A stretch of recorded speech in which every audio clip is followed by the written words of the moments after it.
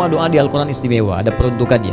Tapi ada salah satu ayat yang bisa memberikan inspirasi kepada kita, diterapkan di setiap kehidupan, termasuk ketika akan berinteraksi dengan Al-Quran. Doa ini tercantum di Quran surah ke-21 Al-Anbiya di ayat 87 sampai 88 pada kisah Nabi Yunus alaihissalam. Jadi 83 sampai 84 Nabi Ayub alaihissalam, Nabi Zakaria yang kemudian selanjutnya 85, 86, 87, 88 dia kemudian masuk kepada kisah Nabi Yunus alaihissalam.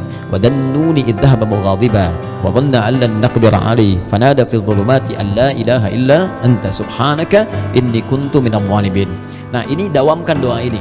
Termasuk kalau kita ingin berusaha berinteraksi dengan kebaikan. Kayak kita misalnya mau coba menghafal Quran, kayak kita mau coba membaca Quran dengan baik, atau kita coba misalnya mendapatkan kesuksesan dalam pekerjaan, atau kita mengatasi gangguan dalam kehidupan. Ini masuk semuanya. Kenapa? Karena dasar pertama, ini ada 3 bagian di doa ini yang penting kita garis bawahi. Pertama, la ilaha illa anta. Ya? Awas. 2, subhanaka. 3, inni kuntu minadh dhalimin. Jadi kalau kita zikirkan misalnya la ilaha illa anta subhanaka inni kuntu minadh dhalimin, la ilaha illa anta subhanaka inni kuntu minadh dhalimin. Kalimat la ilaha illa anta, yakni la ilaha illallah, ini dasar semua kehidupan kita. Dahsyatnya kalimat ini. Ya, dari kalimat inilah kita tercipta. Dari kalimat inilah kita diminta untuk beribadah. Makanya beliau tadi menyitir Quran surah ke-51 Ad-Dariyat di ayat ke-56. Wa ma khalaqtul jinna wal insa illa liya'budun. Tidaklah aku ciptakan jin dan manusia kalian kecuali untuk menyembah aku. Dan penyembahan pertama itu ditafsirkan kalimat la ilaha illallah. Quran surah Thaha ayat ke-14. Innani anallahu la ilaha illa ana fa'budni. Wa ma khalaqtul jinna wal insa illa liya'budun. Jadi tujuan kita beribadah kepada Allah Subhanahu wa taala untuk la ilaha illallah. Hadirnya kita di sini, hidup di dunia la ilaha illallah. Bahkan orang berjuang jihad fisabilillah sampai wafat karena la ilaha illallah. Bahkan orang kalimat terakhirnya dalam hidup untuk la ilaha illallah. Kalimat akhir hidupnya, man qala la ilaha illallah fi akhir hayatihi dakhala al-jannah. Kalau ada orang bisa mengucapkan la ilaha illallah akhir hidupnya, dijamin oleh Nabi sallallahu alaihi wasallam dengan lisannya masuk surga. Bayangkan, kita hidup untuk la ilaha illallah, berjuang untuk la ilaha illallah. Wafat pun bisa mengucapkan la ilaha illallah, dijamin semua kebaikan. Jadi ketika kita berdoa menggunakan satu kalimat ini kepada Allah, seakan-akan kita mengatakan, ya Allah, bukankah dengan kalimat ini, bukankah dengan kata ini aku dihidupkan untuk beraktivitas, bukankah dengan kata ini aku diminta beribadah, bukankah dengan kata ini aku diminta untuk berjuang sampai wafat. Maka dengan semua keistimewaan di kata ini, ya Allah, mohon kabulkan, aku ingin minta sesuatu. Aku sakit, mohon sembuhkan, ya Allah. Aku dikerjai orang, mohon lindungi, ya Allah. Aku punya kesulitan, mohon mudahkan, ya Allah. Subhanak. Subhanak, kata subhanak itu menafikan semua yang tidak setara dengan sifat-sifat Allah. Ya, contoh orang mengatakan Allah punya anak, maka yang turun Quran surah kedua ayat 116. Wa qalu takhadallahu walada subhanak. Tepikan semua yang tidak ada hubungan dengan Allah Subhanahu wa taala. Karena itu ketika kita mengatakan subhanak, ya Allah, aku meyakini enggak ada Tuhan selain Engkau. Enggak ada sifat-sifat yang layak Engkau sandang kecuali apa yang telah Engkau tetapkan.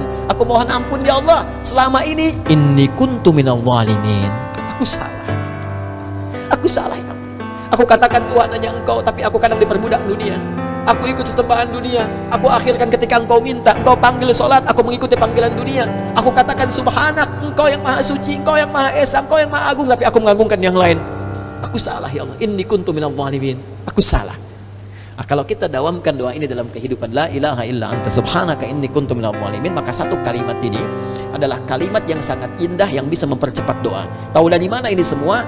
Jawaban ayatnya. Lihat ayat selanjutnya. Fastajabna. Istikhdami fa.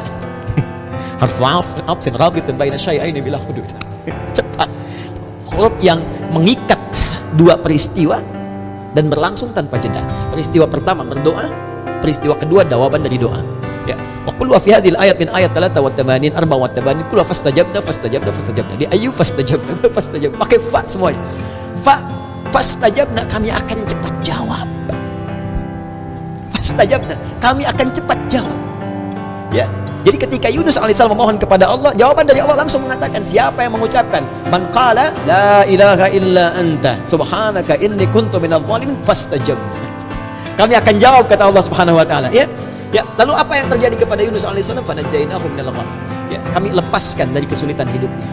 Ya, tapi kalimat yang indah bukan kami bebaskan dari perut ikan paus, kami lepaskan dari gham. Gham itu kalimat am yang umum, ya, masih luas. Sesuatu yang membuat kita gelap. Bukankah Anda kalau mendapatkan berita dari kantor, Anda sekarang berhenti kerja, gelap langsung. Padahal harinya siang. Bisa kepleset di jalan, gitu kan? Lamaran ditolak langsung gelap, gitu kan? Itu gham namanya. Wa kadzalika nunjil mu'minin. Demikianlah kalau ada orang beriman setelah ini mengamalkan doa yang sama, kata Allah, kami jamin kami akan kabulkan seperti aku mengabulkan doanya Yunus alaihissalam.